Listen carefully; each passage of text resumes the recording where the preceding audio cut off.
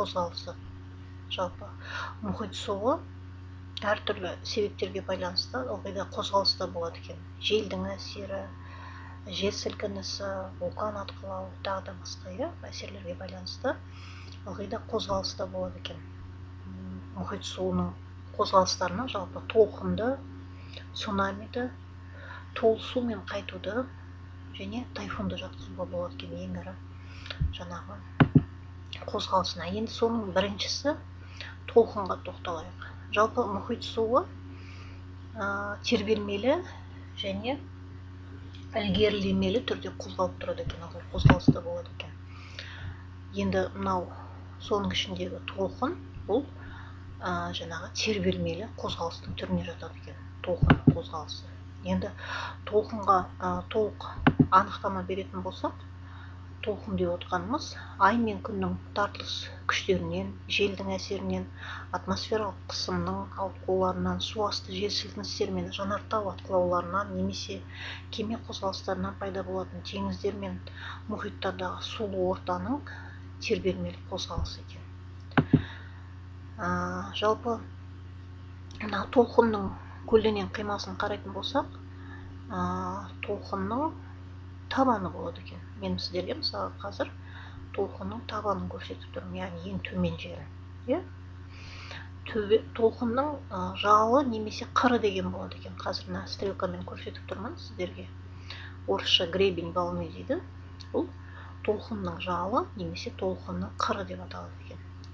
Сонымен қатар толқынның ұзындығы болады екен.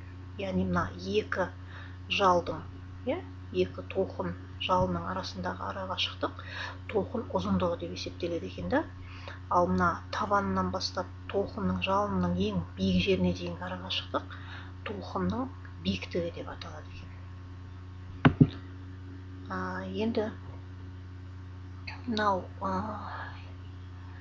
цунамиге тоқталмас бұрын толқынның жалпы өзінің кәдімгі өлшенетін мөлшері бар екен.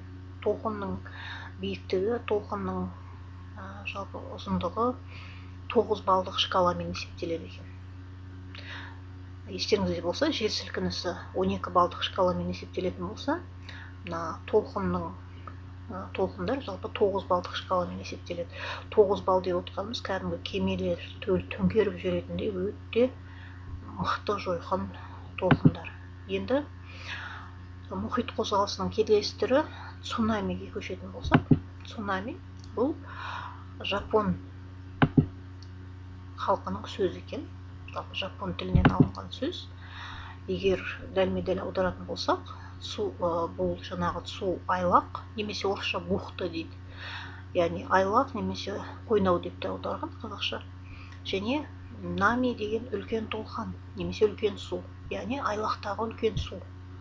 Болмаса қойнаудағы үлкен су деп те аударуға болады. Цунамидің болу себептері толқындарға қарағанда басқаша екен. Оның басты себебі мұхит түбіндегі жер сілкінуден немесе жанартаудың атқылауынан пайда болатын сұрапыл толқын екен. Биіктігі әдетте ашық мұхитта 1 метрден аспайды. Ал құрлықтағы шанақтарда, яғни жағалауға жеткен кезде 50 метрге дейін барады екен. 50 метрді көз алдарыңызға елестетіп көріңіздер, ол өте үлкен биіктік. Толқынның жалпы орташа таралу жылдамдығы сағатына 800 километр. Есте сақтаймыз. 800 километр сағатына сондай жылдамдықпен қозғалады екен. Орташа есеппен алғанда.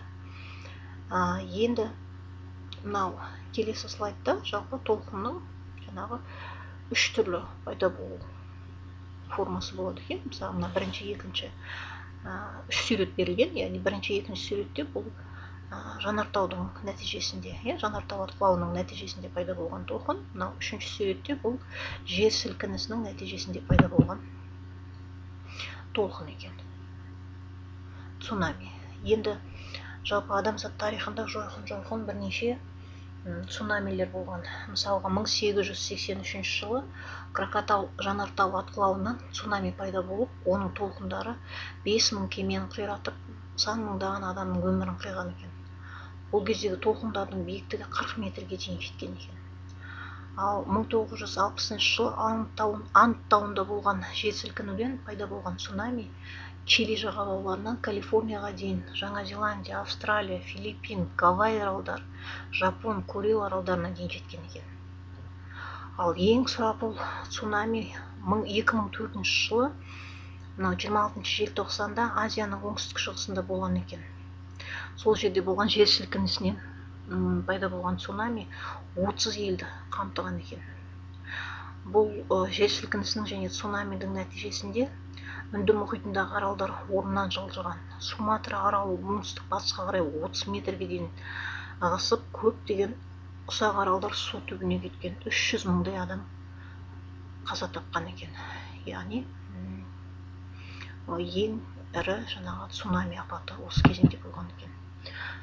Келесі суретте жалпы цунамидің динамикасын көруге болады. Құрылымын көріп отырсаңыз, құрлықтан алыстау жерде жер сілкінісі ошағы пайда болды. Жер сілкінісі болып жатыр мұхиттың түбінің астында. Ол үлкен цунамиге алып келді. Цунами болар алдында жағадағы су кері қарай, мұхитқа қарай қайта шегінеді екен. Жүздеген метр, тіпті 1 километрге дейін су жағадан кері қарай, мұхитқа қарай қайтып кетеді екен.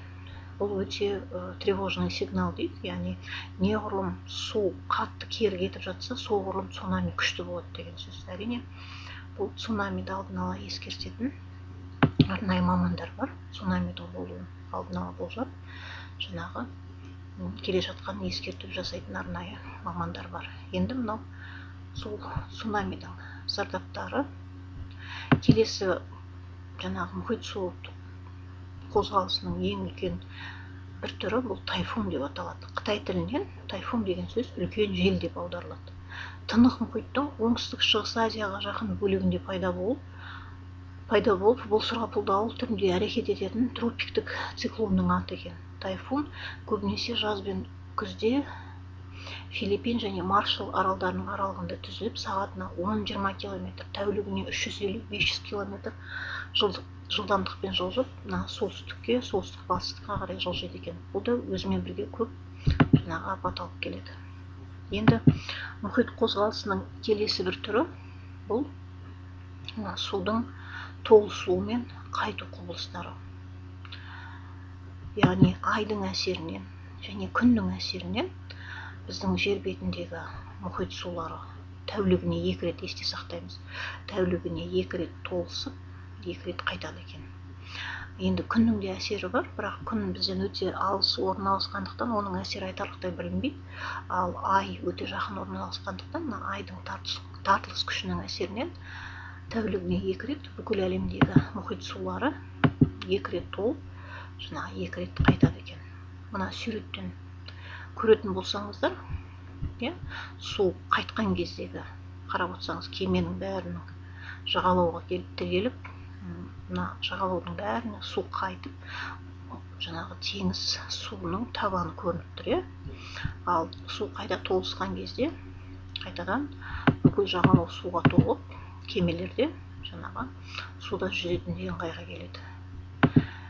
Енді мынау әлемдегі ең биік болатын, толысу толқындары ең биік болатын жер бұл мынау Атлант мұхиты солтүстік Америка жағалауындағы Фанди шығанағы екен. Бұндағы толысу толқынның биіктігі 18 метрге дейін жетеді екен. Есте сақтаңыздар, Фанди шығанағы ең биік толысу толқындары кездесетін жер. Жалпы мынау айдың әсерінен болатын толысу мен қайтуды ең алғаш себебін ашқан ғалым осы Ньютон болатын. Енді бұл толысу мен қайту айтып отырмын ғой, тәулігіне 2 рет болғандықтан, ылғи қайталанып отырғандықтан, оның қуатын, электр станциясын, қуат көзін өндіру үшін пайдалануға болады екен. Оны жасыл энергия деп атайды. Жасыл энергия немесе жасыл көмір деп те атайды.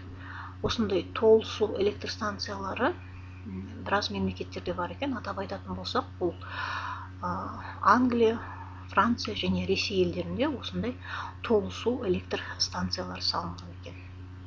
Міне, мұхит суының осындай жаңағы қозғалыс түрлері бар екен. Тыңдағандарыңызға рахмет.